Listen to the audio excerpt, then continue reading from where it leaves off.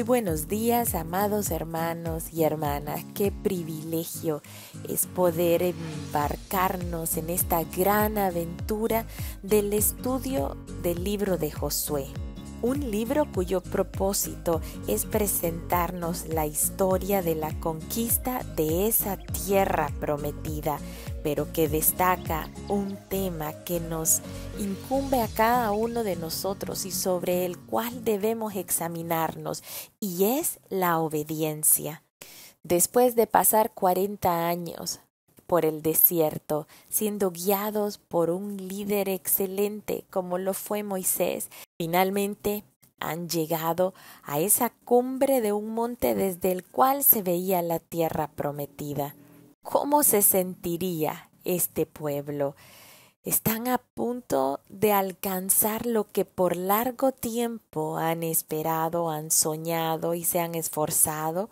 Nos imaginamos que se sentían felices, pues están a punto de entrar, están a punto de descansar, de encontrar ese lugar de reposo, o estarían quizás asustados, pensando en las pruebas que tenían por delante. Algunos quizás se sentían emocionados, expectantes que nuevas señales, maravillas y prodigios el Señor haría delante de sus ojos. Qué maravilloso es poder ser testigos de ese cumplimiento de la promesa de Dios. 40 años antes de este momento, Dios había prometido a los hijos de Israel lo siguiente. En Éxodo 6, 7 al 8 les dijo: os tomaré por mi pueblo y seré vuestro Dios, y vosotros sabréis que yo soy Jehová vuestro Dios, que os sacó de debajo de las tareas pesadas de Egipto, y os meteré en la tierra por la cual alcé mi mano, jurando que la daría a vosotros. Dios lo había prometido, no lo había olvidado, y está a punto de concretizarse esa promesa de Dios. Lastimosamente, el grupo de israelitas, la generación anterior, no pudieron despojarse del Egipto que se había tomado posesión de su corazón. Siempre Egipto les pareció mejor lo conocido que lo desconocido en el poder y bajo la dirección de la mano de Dios.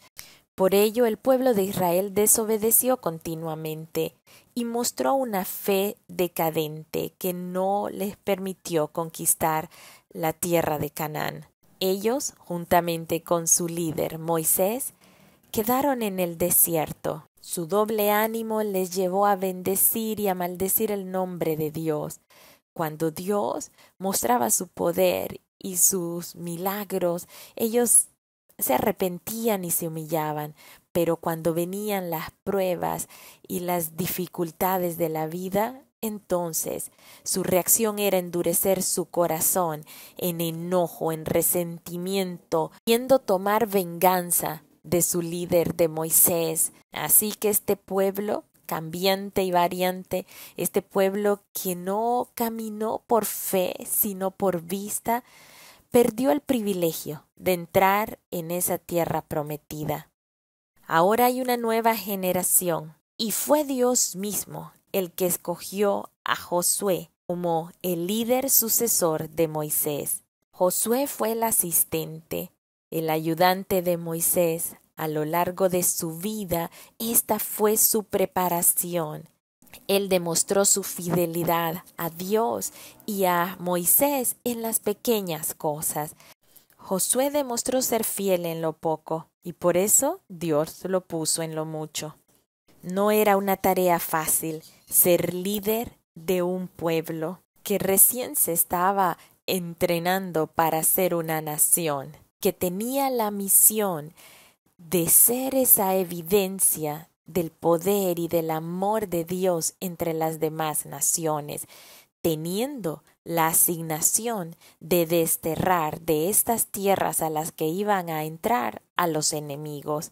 Así que ni las personas a las que Josué debía guiar, ni la misión que Josué tenía por delante junto con todo el pueblo de Israel era algo sencillo. El entrar en la tierra prometida no significaba que iban a cruzarse de brazos y a esperar que Dios les proveyera todo.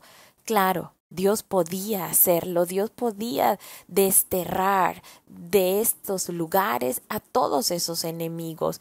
Con solo un chasquido de sus dedos lo podía hacer. Sin embargo, Dios estaba haciendo partícipes a su pueblo para que fuesen entrenados en ese proceso de remover toda contaminación, de desterrar toda idolatría de esta tierra de la cual Él les había hablado, pues en esa medida ellos iban a poder proyectar su imagen a las demás naciones y las demás naciones iban a poder creer en este único y verdadero Dios y de esta manera las personas podrían manifestarse y la gloria de Dios podría llenar la tierra por todos los rincones, así como las aguas llenan el mar.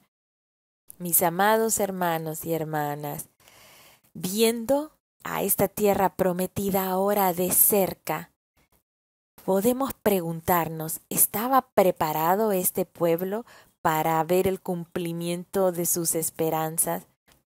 ¿Iban a apreciar ellos la bendición de recibir lo que fue prometido a sus antecesores, pero que fue negado a sus padres? ¿Podrían ellos entrar y tomar esta tierra según los términos establecidos por Dios, o se contaminarían ellos y se involucrarían con aquellos habitantes cuya maldad había llegado hasta el colmo?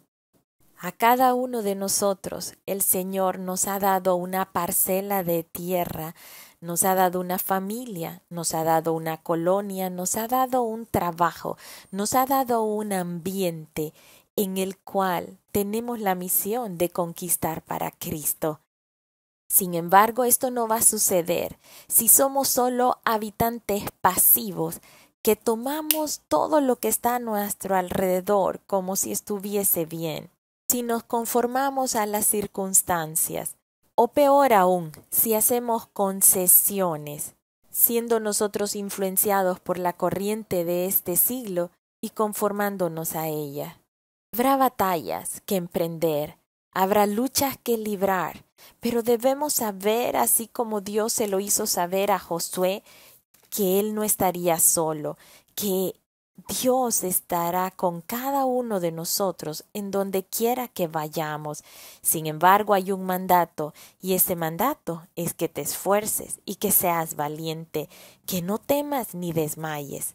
Pero esta fuerza y valentía va a venir a ser el resultado de nuestra relación íntima con el Señor, de nuestra obediencia a Él, y es uno de los versículos más conocidos, Josué 1:8, que nos dice: nunca se apartará de tu boca este libro de la ley, sino que de día y de noche meditarás en él, para que guardes y hagas conforme a todo lo que en él está escrito, porque entonces harás prosperar tu camino y todo te saldrá bien.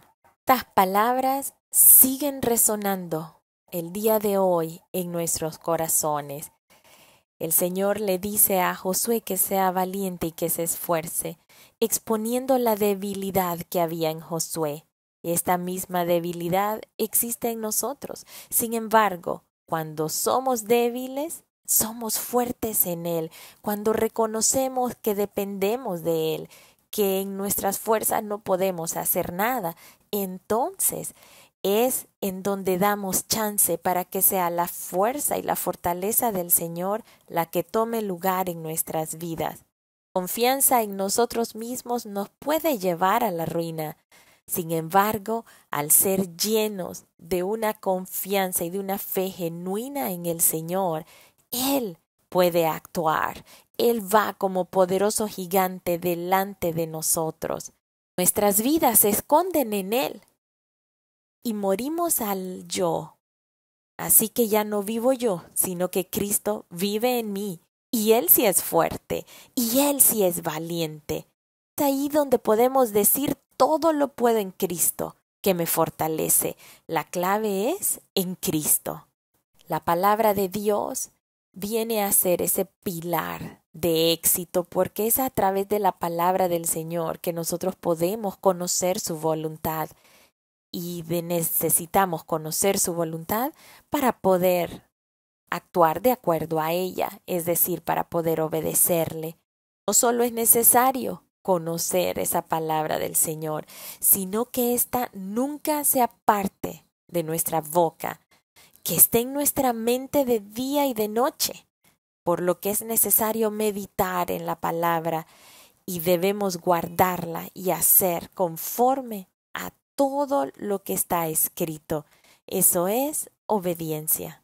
Así que mis amados hermanos y hermanas, caminaremos de la mano de Josué, este libro en el cual vamos a aprender a confiar plenamente en el Señor, a saber que debemos obedecer en todo a Él, que vendrán pruebas y vendrán tribulaciones, pero la victoria es nuestra, pues estamos del lado correcto, estamos del lado del ganador, quien es Dios. Josué nos llevará por distintos sitios. Acamparemos con él en Sittim, ahí donde es justo para entrar a la tierra prometida, a Canaán y conquistar esa tierra. Allí Josué recibe instrucciones de Dios antes de emprender esa marcha de fe. Luego atravesaremos con él el río Jordán, el cual era un río que había crecido por esas lluvias de primavera. Conoceremos estrategias de guerra, como el enviar a espías que trajeran un reporte, esta vez un reporte positivo. Conoceremos a Rahab, esa mujer de fe también. Vino a formar parte del pueblo de Dios por su fe, a ser una antecesora del rey David y de Jesucristo mismo por su línea genealógica. Veremos cómo este pueblo pasó en seco este río Jordán, como llegan a Gilgal y es necesario renovar su compromiso con Dios, así como cada uno de nosotros debemos día a día renovar nuestro compromiso con Dios. Sus misericordias son día a día, pero también los afanes son día a día que los tenemos que enfrentar y que tomar. Así que en esta renovación ellos celebran esa Pascua nuevamente y están listos para entrar en una ciudad amurallada, la ciudad de Jericó, que estaba en ese borde de esta tierra. La ciudad de Jericó estaba compuesta por esos moradores que habían descrito los espías de la generación pasada, que eran como gigantes. Sin embargo, veremos que ante una marcha en obediencia de todo un pueblo, la ciudad fue conquistada. Conoceremos sobre el pecado de Acán, que viene a revelarnos la necesidad de caminar en santidad y de crecer. Esos pecados ocultos deben salir a la luz y ser reconocidos y ser desarraigados para poder caminar hacia la victoria. Aprenderemos sobre cómo somos fácilmente engañados cuando no consultamos a Dios a través de la historia de los gabaonitas, pero también conoceremos del poder, de la fuerza de Dios, derrotar a los enemigos y destruir incluso las alianzas de ellos. Nos asombraremos del día en que el sol se detuvo hasta que hubieron terminado con los enemigos. Al estudiar el libro de Josué seremos testigos de esa repartición de las tierras entre cada una de las tribus. Finalmente, recibiremos ese consejo de parte de Dios en el que Josué al final de su vida hace un llamado a la obediencia a Dios. Este libro está lleno de aventura. Existe una gran revelación que nos traerá a la necesidad imperante de obedecer a Dios. Y también podremos descubrir su relación con la promesa de Dios a cada uno de nosotros, ese nuevo cielo y nueva tierra prometidos. Veremos cómo Josué es un tipo de Jesús. De hecho, el nombre Josué significa exactamente lo mismo que Jesús. quien es un nombre en griego y significa Salvador. Tanto iremos haciendo un paralelismo entre la vida de Josué y la vida de Jesús, viniendo a enriquecer nuestro conocimiento. De esa manera, redarguir nuestra vida, corregirla e instruirla. Les animo, mis amados hermanos y hermanas, a que prosigamos el estudio de cada uno de los libros de la Biblia. Encontraremos en ellos tesoros que nos maravillarán y que conformarán principios espirituales necesarios para la edificación de cada uno de nosotros como sacerdocio santo y casa espiritual, al ser piedras vivas. Así lo dice Primera de Pedro 2:5. Vosotros también, como piedras vivas, sed edificados como casa espiritual y sacerdocio santo, para ofrecer sacrificios espirituales aceptables a Dios por medio de Jesucristo. Que Dios les bendiga, mis amados hermanos y hermanas. Te veremos en la palabra del Señor y hemos de tener la victoria. Para Cristo, nuestras vidas serán vidas útiles, instrumentos útiles en sus manos. Dios les bendiga, les amo mucho.